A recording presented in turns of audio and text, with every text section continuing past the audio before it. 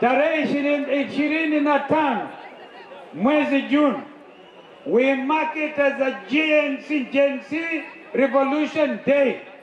Itakuwa ni sikukuu ya watu wa Kenya kusherehekea uhuru mpya alioletewa na kizazi cha Gen Z.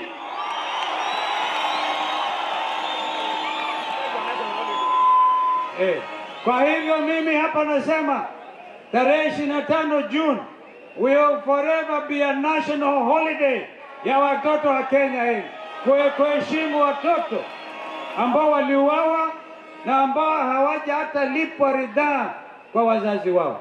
We have to mean business. We have to redeem this nation. Ukombozi umefika. Kwa hivyo mimi na wenzangu tutaenda kila mahali, kwa sababu sasa nimepata nguvu. Ningwaniane vinya takanyamuke twai katume iranga. Ila inge twazia Kalonzo ndeteleka.